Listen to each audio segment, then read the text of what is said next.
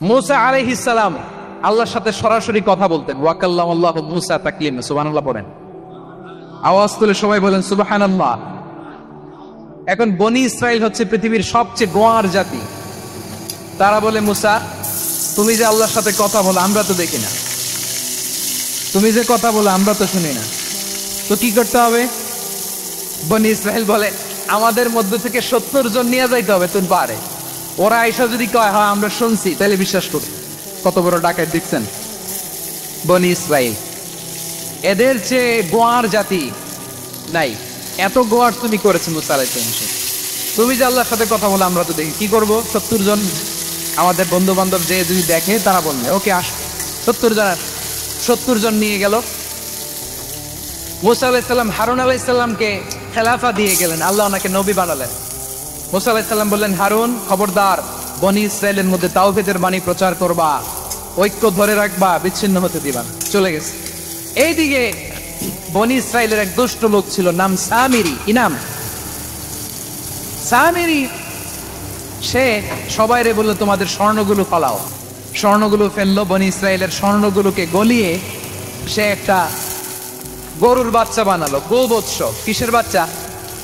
দেখেন গরুর পূজা কিভাবে শুরু হয় পৃথিবীতে প্রথম। গোবৎস পূজা, গরুর বাচ্চার পূজা কিভাবে। সে স্বর্ণগলি গরুর বাচ্চা করে জিবরাইল আলাইহিস সালাম যে জমিনে এসেছিলেন, ওই ফেরেশতার পায়ের নিচের একটু মাটি সে বুদ্ধি করে প্যাকেটে রেখে দিছে।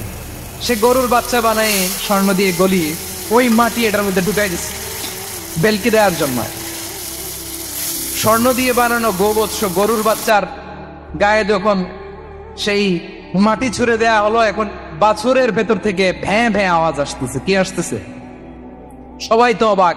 সামিরি বলে, আরে তোমরা যে 70 জন দিয়ে মুসা আলাইহিস সালামরে পাঠাইছো, ওইদিকে এত ঘুরতেছে, আল্লাহরে খুঁজে পায় না, আল্লাহ তো এটার ভিতরে ঢুকছে।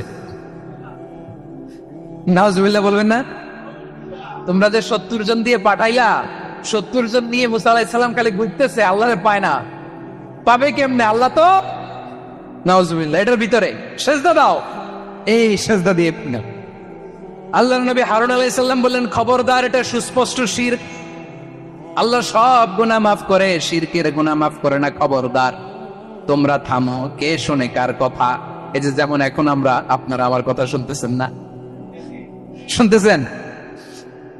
হারুন আলাইহিস সালাম বললেন, খবরদার, এই শিরকি কাজে তোমরা সংযুক্ত হয়ো না। তোমাদেরকে কি মনে নাই আমার ভাই মুসা আলাইহিস সালাম কি বলছে? আল্লাহ শিরক মাফ করে না, খবরদার শিরক করো না, আল্লাহরে ভয় করো।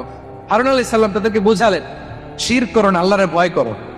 শুধু এতটুকুই তিনি বুঝালেন, দাওয়াতি কাজ পালন করলেন, কিন্তু প্রতিরোধ করেন নাই, সশস্ত্র সংগ্রামে লিপ্ত হন নাই, বাধা দেন নাই, কারণ গৃহযুদ্ধ বেঁধে যেতে পারে। উনি ভাবলেন, আমি যদি আমার বাহিনী নিয়ে দাওয়াত দেওয়ার সাথে সাথে প্রতিরোধ করি, আক্রমণ করি, ওরাও আমারে আক্রমণ করবে, ব্লাডশিড হবে, রক্তপাত, এমন অবস্থা হবে বনি ইসরায়েলের মধ্যে যেটা হয়তো আমার ভাই মুসাও কন্ট্রোল করতে পারবেন।